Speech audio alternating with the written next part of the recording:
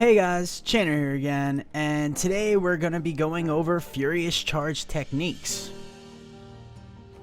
Alright, so a few people on my stream have been asking me to make this video for quite a while, so what we're going to do here is I'm going to pop a Greater Rift 40. Don't pay too much attention to the speed of my clear or the times or anything.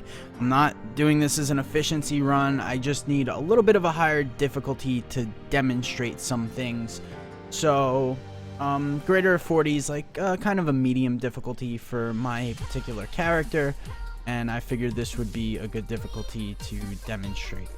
Alright, so let's pop this rank 40. Note that I'm not going to be using an immunity necklace, just to demonstrate what to do against all the different affixes that elites could have. Demonstrate what you could do against fire chains, demonstrate what you can do against electrifieds. And you know what, actually, before I start, here's my build. I'm not going to go over it because I have other build videos. In this video I'm using a ground stomp variation. Alright.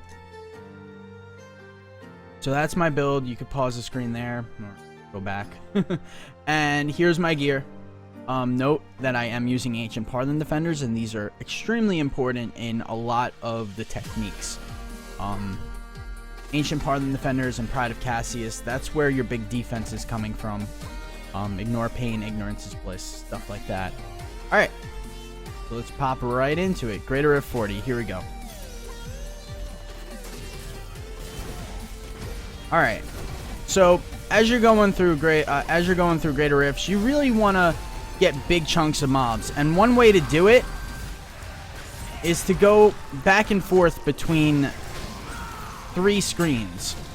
I'm gonna have to slow myself down here a little bit, but say there's a screen back here and you kind of charge through and grab those mobs. Don't try to charge them too much, because you gotta remember, if you charge them, they'll get stunned, but then you'll also aggro them and they'll start walking over to you after they break out of the stun, and then you're gonna be in the middle hitting the mobs over here, and then you're gonna come all the way to this screen and hit the mobs over here, and then you're gonna work your way back to the middle screen. So as you start killing things in the middle, the mobs from the left screen and the mobs from the right screen are all walking towards you. So from screen to screen, you could kind of do that. Like, there's a nice chunk of mobs there. There's a few mobs there, but the distance is a bit longer. And now I could come in here and kind of get into the middle of everything. Might not be perfect, but it definitely condenses them since we no longer have the charge. Some of the bigger mobs are great. They give lots of progress, you can see. Sometimes you do have to leave a mob behind, so you don't want to waste too much time doing this to kill that one mob. It all depends on how much the particular mob is worth. Alright, over here is great. So I usually double cooldown on the elite packs. That was a molten. Speed pylon gives you a little knockup, which can be a pain in the ass sometimes, but speed is good. Alright, so I'm just kind of running around and aggroing. Try to charge in the center, try not to stun the mobs on the side too much. The mobs are dying quite easily in Greater Rift 40, so maybe I should pop the key a little bit higher to demonstrate this kind of stuff. I'm not sure if we've ran into a fire. Okay, so these are electrified. Now with electrified, you want to try to not get hit by as many of those electrified as possible.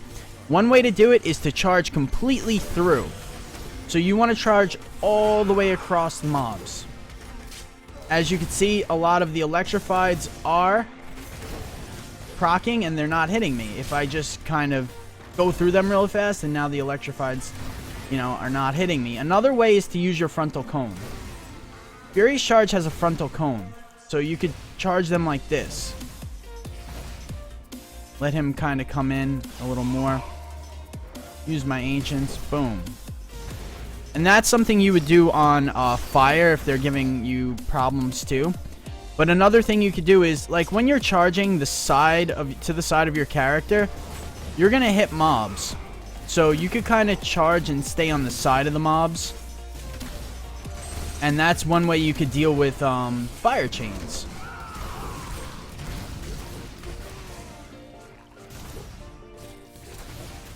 Also, you want to, depending on your cooldown, you might want to give it a couple seconds. You want to let your dots tick, so you don't want to, you know, pop, and then not be able to reapply your dots, because you got to remember your Furious Charge applies dots now. Alright, so we're gonna move up. Alright, might as well just take this guy out. Over here, since the difficulty is a little bit lower, you'll notice that I'm kind of rotating my cooldowns. But as the difficulty gets higher, you do want to use them together for the most efficiency.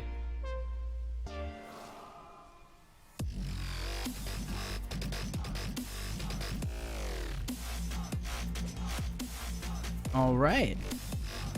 I'd really like to see some fire chains up here so I can kind of demonstrate fire chains. But anytime there's too many affixes on the floor, or it's just too much damage for you to handle, like I said, you could always use the frontal cone of your charge. Now the density here is great.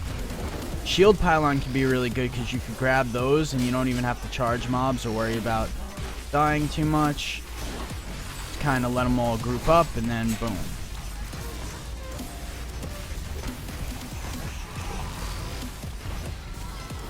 Nice. Gonna go look for some elite packs specifically. Alright, these have molten, so say they did have fire chains. Alright, we got frozen orbs, so that's a little dangerous. Frozen orbs, what you want to do is just keep them stunned. As long as you keep all the elites or champions stunned that do have frozen orbs, they will not be able to put more frozen orbs on the floor. So it's very important to lock some affixes down so they can't cast them. Same with arcane orbs. Arcane and frozen orbs, you want to do everything you can to lock them down. Reflex. See how I'm just kind of charging them slowly and waiting for the reflex to go down. Reflect is the same as arcane and frozen. If they are locked down, they cannot cast their reflect. But if one of the pack, if just one elite out of the pack, a resplendent chest and a grift, that's funny. Anyways, if just one of the champions or elites with reflect, or one of the minions, is not locked down, then they will be able to cast their reflect. Okay, here we got reflect too. So you could use your frontal cone like this. In this situation, frontal cone's good. You could also charge to the side. See, if you kind of just go, it's really hard in this area. Over here, you would use something like the frontal cone. But if I had a more open area, I could charge slightly to the side of them and avoid being hit by the fire chains. Alright. Let's go down here, and we got Orlash, who is a pain in the ass. A real pain in the ass. We have lots of time, though. It's just he goes invisible and stuff, and that's makes it really annoying to kill him.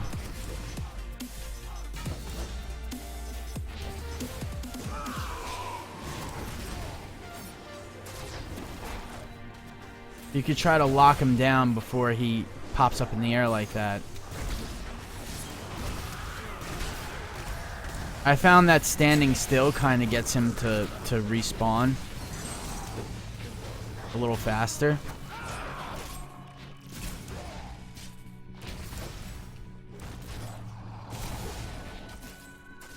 But again here, well, this is really easy for me, so I'm not using like way proper Furious Charge technique on this boss. So what I want to do here is that I never really want my Furious Charge to be at 2, but I never want it to be below 1. So depending on your cooldown, you see how I'm kind of working it out like that. You know, I usually have to wait till my cooldown is about a little more than halfway, and then another thing, that's only the case when you're single target against the boss.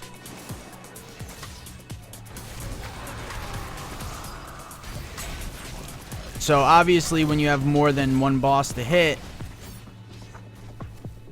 or one mob to hit, your cooldown's going to go right to 2. But as you can see here, I'm keeping my Furious Charge on 1. And the reason why we're doing that is because we want to try to get our dots applied. So whenever you crit, you get the Pain Enhancer dot. And then your charge leaves a dot. And then we got the Toxin dot.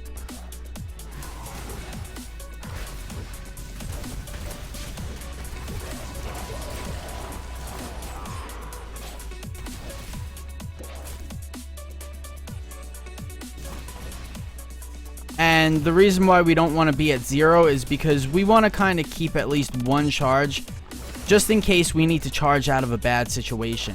And as long as you're not letting your charge stack up to 2 when the boss is available to hit, or, you know, there are no ads that are buffing your charge resetting up to 2. I'm sorry. Talking and doing this at the same time is a little harder than it looks.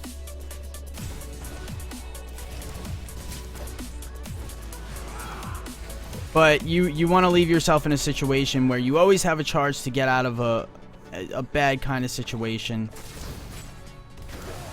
And you always want to be under 2 charges while against a single target. So that you are always using a charge whenever it's ready and you're not sitting there and just wasting time while you could be doing damage.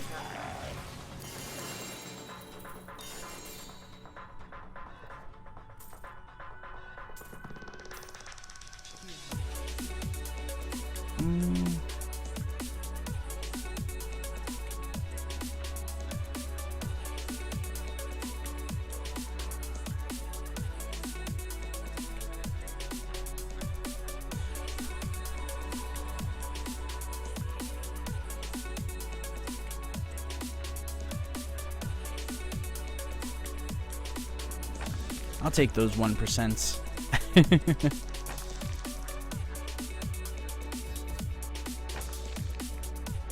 Yeah, so that's about it. That's you know, a few different Furious Charge techniques that really help, especially with greater rifting and stuff. So yeah, I hope you found the video helpful. If you want, like, subscribe, share, leave a comment below. It'd be much appreciated, guys, and see you tomorrow.